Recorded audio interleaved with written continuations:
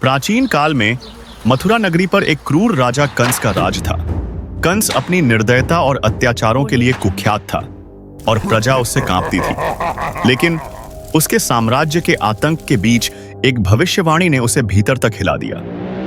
यह भविष्यवाणी उसके जीवन और इस संसार की नियति को बदलने वाली थी। यह भविष्यवाणी उस समय प्रकट हुई जब कंस अपनी प्यारी बहन देवकी का विवाह एक महान यदुवंशी राजकुमार वसुदेव से कर रहा था। विवाह के समय तभी आकाशवाणी हुई जो कहती थी, हे कंस, तेरी बहन देवकी का 8वां पुत्र तेरा संहार करेगा और तेरे अत्याचार का अंत करेगा। इस भविष्यवाणी ने कंस के हर्ष को भय और क्रोध में बदल दिया। वह तुरंत तलवार खींचकर देवकी को मारने के लिए बढ़ा, लेकिन वसुदेव ने उसके पैर पकड़ लिए।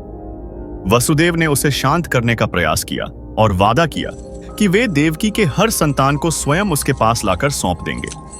कंस शक और घृणा से भरा हुआ थोड़ा शांत हुआ और देवकी को मारने का विचार त्याग दिया। कंस ने वसुदेव और देवकी को एक अंधेरे और कठोर काल कोठरी में बंद कर दिया। हर बार जब देवकी का कोई संतान जन्म लेता, वसुदेव अपना वादा निभाते और उसे कंस को सौंपते। निर्दयी कंस बिना किसी दया के उन नवजात शिशुओं का वध कर देता। इस तरह कंस ने देवकी के 6 मासूम बच्चों को उनकी मां की गोद से छीनकर निर्ममता से मार डाला। देवकी और वसुदेव के दिल हर बच्चे के जाने के साथ टूटते गए। जिस रात कृष्ण का जन्म होना था, सितारे एक अद्भुत संयोग में चमक रहे थे। पूर्णिमा का चांद अपनी पूरी शीतलता के साथ आकाश में फैला हुआ था। आधी रात के समय जब चारों ओर गहरा सन्नाटा छाया हुआ था, तभी देवकी की कोठरी में एक दिव्य प्रकाश फैल गया।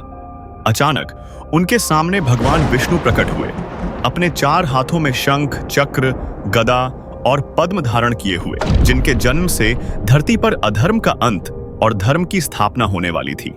तभी चमत्कारिक रूप से वसुदेव की बेड़ियां टूट गईं और कालकोठरी के दरवाजे स्वतः ही खुल गए। पहरेदार गहरी नींद में सो गए। आकाश में बादलों की गड़गड़ाहट शांत हो गई और यमुना नदी की तूफानी लहरें मानो सिर झुकाकर उन्हें रास्ता देने लगी। वसुदेव ने नवजात शिशु को अपनी गोद में उठाया और मथुरा से दूर गोकुल की ओर चल पड़े। रात अंधेरी और तूफानी थी और यमुना नदी उफान पर थी।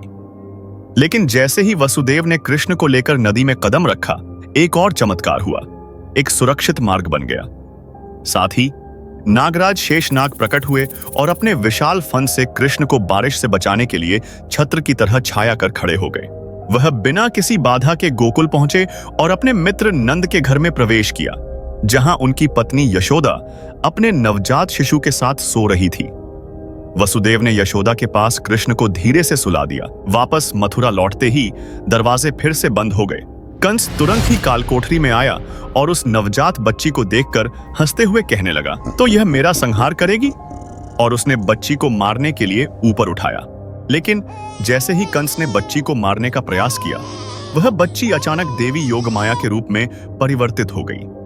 आकाश में चमकते हुए देवी ने कहा, हे कंस, तुझे मारने वाला बालक अब कहीं और सुरक्षित है। तू चाहे जितना भी प्रयास कर ले। और कंस स्तब्ध और भयभीत खड़ा रह गया। इस प्रकार कृष्ण का जन्म एक चमत्कारी घटना के रूप में संपन्न हुआ। गोकुल, जो इस दिव्य बालक के महत्व से अनभिज्य था, जल्द ही उसके अद्भुत चमत्कारों का साक्षी बनने वाला था, जो उनके जीवन और इस संसार की नियति को हमेशा के लिए बदलने वाला था। धन्यवाद दोस्तों, इस अद्भुत यात्रा में हमारे साथ जुड़ने के लिए। भगवान कृष्ण के जन्म से लेकर उनके अनगिनत चमत्कारों की कहानी अभी शुरू हुई है। अगले भाग में हम देखेंगे कि कैसे कृष्ण ने अपने बचपन में कई अद्भुत कारनामे किए और कंस के अत्याचारों का सामना किया। तो तैयार रहिए अगले रोमांचक भाग के लिए। हमें अपने विचार और सुझाव कमेंट में बताएं और हमारे चैनल को सब्सक्राइब करना न भूलें।